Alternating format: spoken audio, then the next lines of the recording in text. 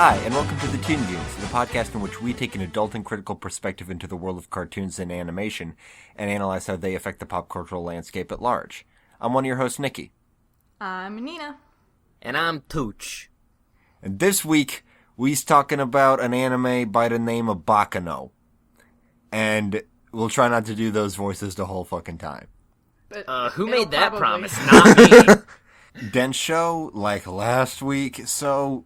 And in the interest of time, going right into news. Nina, what you got? First off, shows are back. All the shows are finally back. Adventure Time is back on a regular schedule. We already saw the first episode, the Pajama War. Then there's going to be Evergreen, Astral Plane, Gold Stars. Steven is back. Turtles is back. Things are back. And it's very great, and I'm happy. And you should all be happy. We are all happy. Reg show is back. If that went on hiatus, which it probably did. I don't watch it regularly, but I should. I do. Yep. I'm basically this show's regular show correspondent. I didn't know it was back though. Whoops. And speaking of stuff being back, there's also stuff that's going to get started real soon, including the much-anticipated Star vs. the Forces of Evil, which will be airing on Disney Channel January 18th at, I believe, like 9 p.m.? So tune into that. On my birthday. Aw, yeah. The episode's going to be Star Comes to Earth / Party with a Pony. That's a description of Tooch's birthday party. Exactly. We gonna turn up. Another thing coming out really soon is something we talked about before, that show Nico and the Sword of Light. It's going to be on Amazon Instant Video on the 15th. So that's really close, or by the time you're listening to it, already happened. For those who need a refresher, it's based on a motion graphic comic by Imaginism Studios. It follows a 10-year-old boy named Nico, who's the last of his kind in a strange, fantastical world. He must embark on an epic quest to defeat the darkness and bring the light back to his land. He journeys through cursed volcanoes, and he has a cool sword. Tom Kenny and Jim Cummings are lending their vocal talent. So I'm pretty excited. We've talked about this before, but it's happening now. So I'm mark hyped. it on your calendars. It sounds like a pretty cool video game. Yes, it does. Also, for Steven fans, there was this really adorable canon article on Newsarama. It was an interview that Rebecca Sugar wrote. So it was sort of like an interview where the characters of Steven Universe were being interviewed by Newsarama. And Steven, Pearl, and Greg appear in the interview. And it's super cute, and it's all canon. So if you want to read it, you should read it. It's on Newsarama.com. Steven Universe, the interview. Check it out. Pearl continues to be the best. He's so great. And Greg, I really loved him in this a lot. He was great. Oh yeah, Greg's great too. Great. I've got a story regarding something being back, and it's a follow-up on something we talked about before. Okay. Oh. Archer came back this week, which is not a show we've talked about in any episode. Maybe we will sometime. I think. I mentioned it in one news segment, I think. It's a show we like, but kind of straightforward. Maybe we'll talk about it one day, but there was a question after the conclusion of Season 5, what they're going to do about the name of the agency in the show, which has been called ISIS. So, a name they can no longer use because of a bunch of terrorist fucks going by the same name. In Season 5, ISIS was disbanded by the CIA, and the characters became like drug dealers, suppliers, something. They were trying to sell cocaine that they had. And the creator said that this is something we're doing for one season, and then next season we're going back to espionage. So the way that they've gotten around the whole ISIS thing is that now they're just working freelance for the CIA. The name ISIS, I do not believe was spoken in the premiere episode, but there is one shot while a character is talking of a bunch of worker guys rolling the ISIS sign out from in the background, which I suppose is an acknowledgement of something that they kind of don't want to and also kind of can't talk about. One thing I said in this other episode is, whoever owns the show has warehouses full of ISIS merchandise that they can never sell. They can never ever sell it. Yeah, because when ISIS, the terrorist group, was first a thing, I was really confused. I was like, wait, no, this can't be the... Oh no. Yeah, I believe all of that shit happened after certainly after season 5 was done being written, but I think after also it aired. So, which was a while ago because they're not super long seasons and it just started again. So that's the conclusion of that. They're working freelance for the CIA. They're CIA operatives. ISIS, the Archer thing, is no more. And hopefully the real thing will be no more, too, because I hate them. Yeah. Yeah. Specifically because Nicky doesn't like them. No. Don't make me sound like a piece of shit. All right, how about some fun news? How about some fun, exciting, super cool news? Lay it on us, Nina.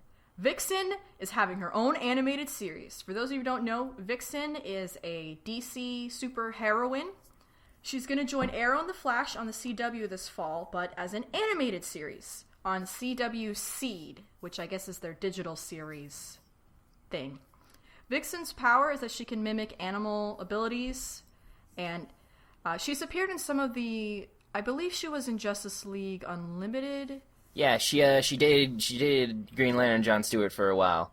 Yes. When him and Hawkgirl were on the rocks and she was in space. Yeah, she was voiced by Gina Torres, who later became super famous from Firefly, playing, I don't remember her character's name. But the show, it's going to be a 6-part origin story set in Detroit, and Mark Guggenheim, who I guess is one of the guys who's sort of leading this DC CW thing, said that he promises that since animation doesn't have the kind of budgetary restrictions that live-action TV does, they will have a much larger production value to work with, which is very exciting to hear. That's not entirely true, but is kind of true. I mean, the idea of budget restrictions not being a thing in animation is a complete fabrication, but I know what he's trying to say. Yeah. I mean, what he's trying to say is that they don't have to worry about special effects in live action. We can do super stuff and it won't look fucking stupid anymore. Yeah, it's easier to do with less money in animation, which is good because in TV budgets, live action, it's hard to do. Television special effects have basically never been good. Ever. Yeah. I mean, Almost that's why ever. they started with Green Arrow. He's just a muddy man who shoots arrows at people. I still need to watch those. And this is incentive, because I think both of them, is that the next part of the story, that both of them are appearing, the Flash and Green Arrow? Yeah, Arrow and the Flash are also going to be making their animated debuts as the CW versions, alongside Vixen. But Vixen is the main character. It's really neat to see this poster of it's Vixen in the center and then these two dudes in the background. It's like, yeah. What's up, we're here too. I'm really excited. Vixen's super cool. She doesn't get a lot of love. A lot of people don't know who she is, and hopefully this will change things. And then hopefully, if it's successful, she'll be able to appear in the flesh and maybe appear on some of the live-action versions of the Flash or the Arrow or show or stuff. So I'm excited. I think that's very cool. Yeah, I'm hyped. Do we know who's playing Vixen in this? No. I see a name here, Mari Jiwe McCabe. I think that's her real name. her real name. Her character's real name. Yeah. Yeah, we don't know her actress yet, but I'm sure she'll be great. Yeah. Oh, bring Gina Torres back. She was good, and I don't think she's doing much anymore. And last but not least, we have sort of a interesting piece of news that's coming from sort of a weird source. But Craig Bartlett, who you know is the creator of Hey Arnold, a show we talked about pretty recently, he did a podcast interview on the Arun Mehta show, in which he talked about Steve Vixen and his situation with Nickelodeon and his future plans with his current the show Skyrat and Hey Arnold specifically, and how he's trying to create new content. And Nick is also interested in creating new content with Hey Arnold along with Craig, and they're like talking about it, and it seems like it might actually be like a thing, like for real this time.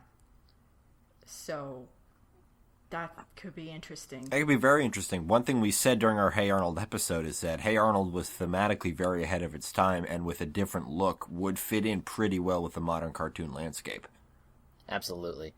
Yeah. But I think at this point, if they're just in talks, then like that, I feel like it's still very, very up in the air. And like I feel like that's one of the problems in this day and age with like getting like urgent like day one like announcements about things that are quote unquote in the works. It's like half the shit you hear about will probably never see the light of day, and then like 5 years down the road you'll be like, whatever happened to that one thing? You'll look it up and like, oh, it just didn't happen. It just stopped. Maybe 10%, probably much less of things that reach getting in talks ever see the light of day. That's just the nature of the industry. People talk about doing shit all the time. Yeah. And like, cause I remember, the creator of Invader Zim, you guys, Jonan Vasquez. Yes. Yeah, Jonan Vasquez. He made this big Tumblr post one day, I guess, cause like obviously ever since Invader Zim was stopped being a thing, anybody who ever sees him on the street asks him like what happened with Invader Zim. And he was just like, you know what, guys? Actually, like, every 5 years or so, a Nickelodeon executive will come to me asking me about the prospects of bringing back Invader Zim, and we try it, and it just never fucking happens. So, I don't know what to tell you guys anymore. Like, Invader Zim's not coming back. Nickelodeon wants it back. It just ceases to happen. He said pretty much definitively it's not coming back. Yeah. You know why it's not coming back? Nobody fucking watched it. Yep. Yeah. It's actually the same thing with Firefly. Nobody fucking watched it. Nobody watched it. The only thing that makes me sort of hopeful is that he is working. He says, I'm back working with them as in Nick. So, like, he's in the studios doing stuff. Yeah. So that, I think, is a little bit more hopeful. Because it's not like they're having phone conversations. He's actually, like, there. Yeah, he didn't just people. do lunch. Yeah. And he says he's feeling pretty confident about it. Well, that's cool. So I trust Craig. Yeah, I mean, his confidence means more than, say, somebody who's never been in the industry. He's had a show made, and it took him a long time the first time. Remember, like, I forget, like, the years in between the show, Hey Arnold actually showing up on Nickelodeon and those first pilots, but it was a good chunk of time. So this guy knows the industry. He's not some outsider with a cool idea and a dream in his eye hoping to get noticed. Yeah, he's not me. He also had a show denied, too. Yeah. He knows what's up. So obviously don't get your hopes up too much because, like we said, this is just the industry. And also, Nickelodeon really sucks right now. Yeah. But if you want to listen to the interview, it is... just look up the Arun Mehta Show, ARUNMEHTA, the Christmas special with Craig Bartlett podcast they did, which has an interview with him. I haven't listened to it yet because I just found out about this today, but I'm sure it's great. One of our fans, and my good friend Justin, literally Skyped it to me like a couple hours before recording, and I was like, "Whoa!" And I threw it across Skype to this chat immediately like a hot potato.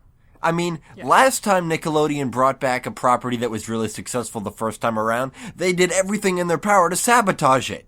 What was it? Avatar! Oh! oh yeah.